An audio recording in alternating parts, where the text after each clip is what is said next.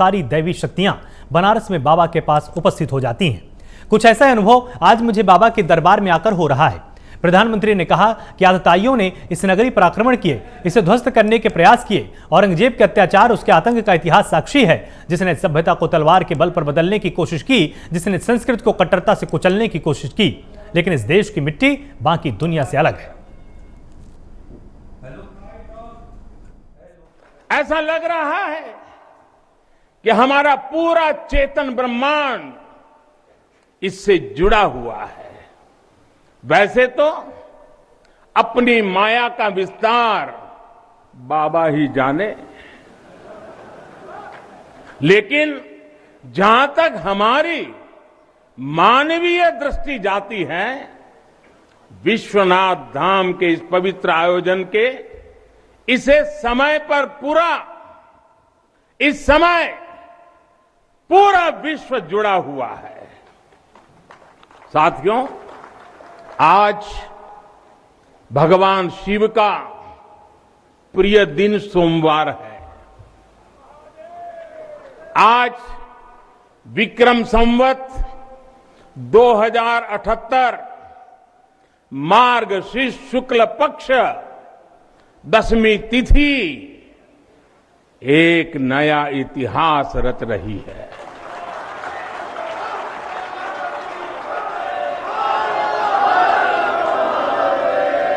और हमारा सौभाग्य है कि हम इस तिथि के साक्षी बन रहे हैं। आज विश्वनाथ धाम अकल्पनीय अनंत ऊर्जा से भरा हुआ है। उसका वैभव विस्तार ले रहा है।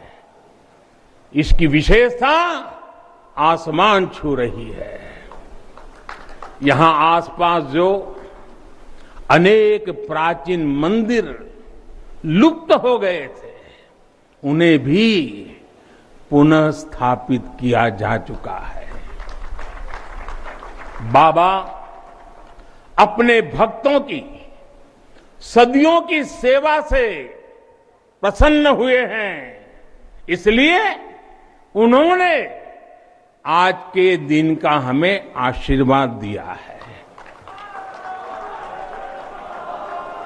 विश्वनाथ धाम का ये पूरा नया परिसर एक भव्य भवन भर नहीं है, ये प्रतीक है हमारे भारत की सनातन संस्कृति का।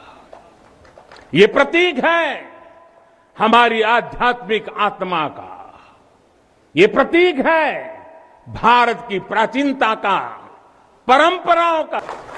कैसे प्राचीनता और नवीनता एक साथ सजीव हो रही है, कैसे पुरातन की प्रेरणाएं भविष्य को दिशा दे रही हैं, इसके साक्षात दर्शन विश्वनाथ धाम परिसर में हम कर रहे हैं। विश्वनाथ सबके हैं, मां गंगा सबकी है, उनका आशीर्वाद सबके लिए है। लेकिन समय और परिस्थितियों के चलते बाबा और मां गंगा की सेवा की यह सुलभता मुश्किल हो चली थी। यहां हर कोई आना चाहता था, लेकिन रास्तों और जगह की कमी हो गई थी। बुजुर्गों के लिए, दिव्यांगों के लिए यहां आने में बहुत कठिनाई होती थी। लेकिन अब विश्वनाथ धाम परियोजना के पूरा होने से यहां हर किसी के लिए पहुंचना सुगम हो गया है। हमारे दिव्यांग भाई बहन, बुजुर्ग माता पिता सीधे बोट से जेटी तक आएंगे। जेटी से घाट तक आने के लिए भी एस्केलेटर लगाए गए हैं। वहां से सीधे मंदिर तक आ सकेंगे। संकरे रास्तों की वजह से दर्शन के लिए जो घंटों तक का इंतजार करना पड़ा था, जो परेशानी होती थी, वो भी अब कम होगी। साथियों, जब मैं बनारस आया था तो एक विश्वास लेकर आया था। विश्वास अपने से ज्यादा बनारस के लोगों पर था, आप पर था। आज हिसाब किताब का समय नहीं है, लेकिन मुझे याद है तब कुछ ऐसे लोग भी थे जो बनारस के लोगों पर संदेह करते थे। कैसे होगा ही नहीं, यहां तो ऐसे ही चलता है। ये मोदी जी जैसे बहुत आके गए। मुझे आश्चर्य होता था कि बनारस के लिए ऐसी ही धारणाएं बना ली गई थी, ऐसे तर्क दिए जाने लगे थे। ये जड़ता बनारस की नहीं थी, हो भी नहीं सकती थी। थोड़ी बहुत राजनीति थी, थोड़ा बहुत कुछ लोगों का निजी स्वार्थ, इसलिए बनारस पर आरोप लगाए जा रहे थे। लेकिन काशी तो काशी है। एक आभा से घिरी काशी से, काशी के ऐसे ही दिव्य स्वरूप का वर्णन किया गया है। अगर हम ग्रंथों को देखेंगे, शास्त्रों को देखेंगे, इतिहासकारों ने भी वृक्षों, सरोवरों, तालाबों से घिरी काशी के अद्भुत स्वरूप का बखान किया है। लेकिन समय कभी एक जैसा नहीं रहता। आतताइयों ने इस नगरी पर आक्रमण किए, इसे ध्वस्त करने के प्रयास किए। औरंगजेब के अत्याचार, उसके आतंक का इतिहास साक्षी है।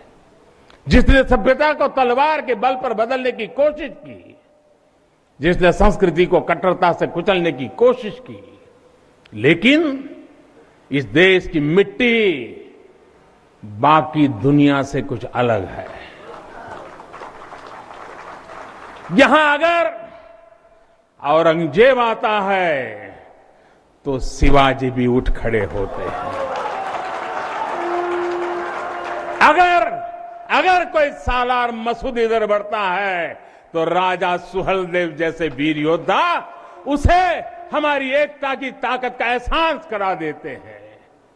और अंग्रेजों के दौर में भी वॉरेन हेस्टिंग का क्या हाल काशी के लोगों ने किया था। ये तो काशी के लोग समय समय पर बोलते रहते हैं और काशी की जुबान पे निकलता है, घोड़े पर